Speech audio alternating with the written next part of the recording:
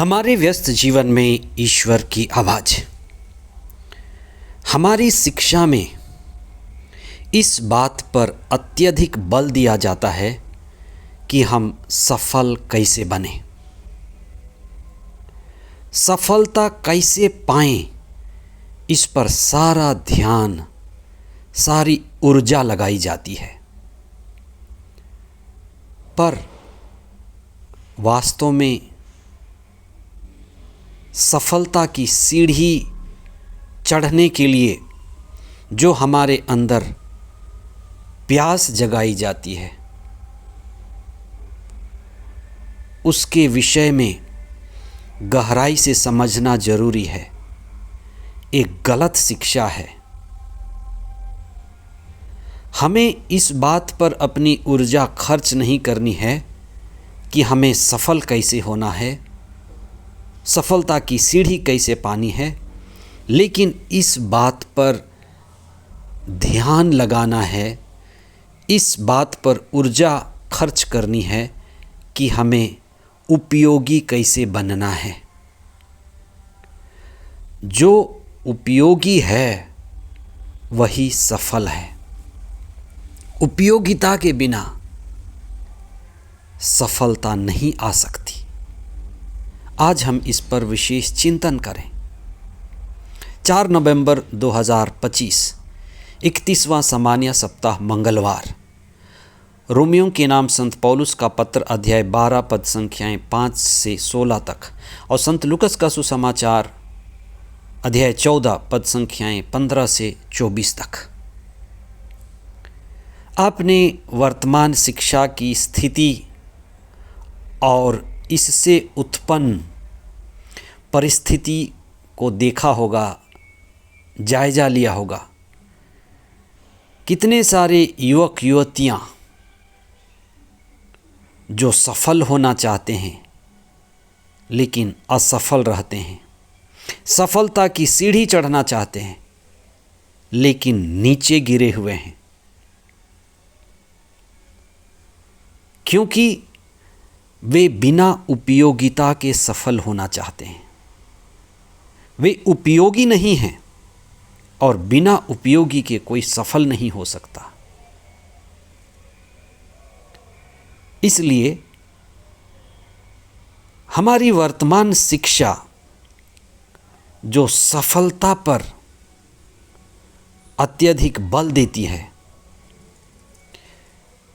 वर्तमान शिक्षा में हमें बताया जाता है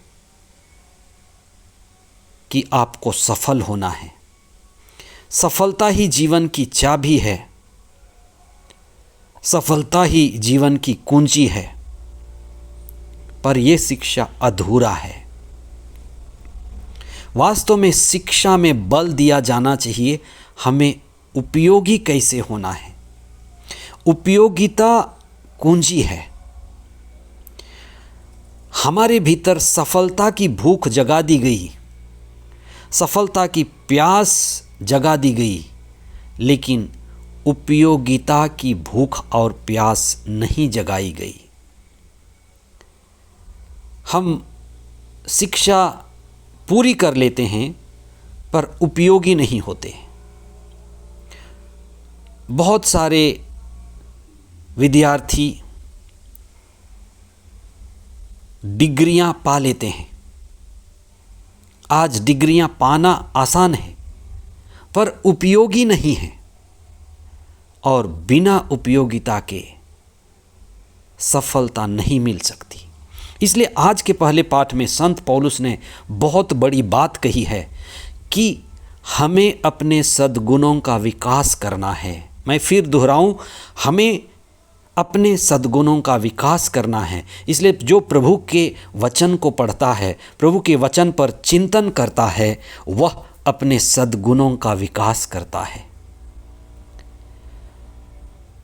हमारे गुण जो हमारे भीतर हैं वही हमें उपयोगी और सदुपयोगी बनाते हैं।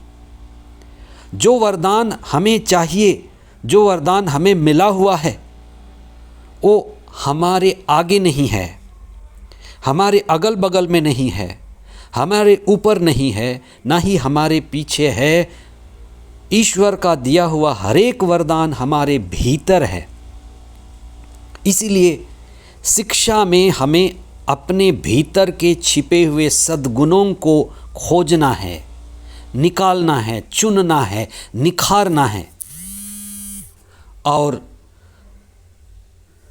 दुनिया में जो भी सेवा कार्य हमें मिला हुआ है उसे पूरा करना है। संत पौलुस ने बहुत स्पष्ट रूप से कहा है कि जो दानी हैं वो दान दें, जो वक्ता हैं वक्तव्य दें, कार्यकर्ता हैं कार्य करें। हर कोई किसी न किसी वरदान से भरपूर है, अपने वरदानों को निखारें। प्रभु अपनी संगति में हमें बुलाता है। आज के सुसमाचार में ईसा भोज देने वाले महाराजा के बारे में बात करते हैं, लेकिन कई लोग अपने आप को व्यस्त पाते हैं, प्रभु के लिए समय नहीं है। यही हमारी समस्या है। समय नहीं है। किसके लिए समय नहीं है? अर्थपूर्ण कार्य करने के लिए समय नहीं है, उपयोगी कार्य करने के लिए समय नहीं है, व्यर्थ के कार्य के लिए बहुत समय है, भटकने के लिए बहुत समय है। आप चिंतन करें कि आप कितने अर्थपूर्ण जीवन जी रहे हैं। अपने आप को सजग करें, प्रार्थना में जीवन बिताएं और प्रभु आपके वरदानों को निखारने की कृपा प्रदान करें। आमीन।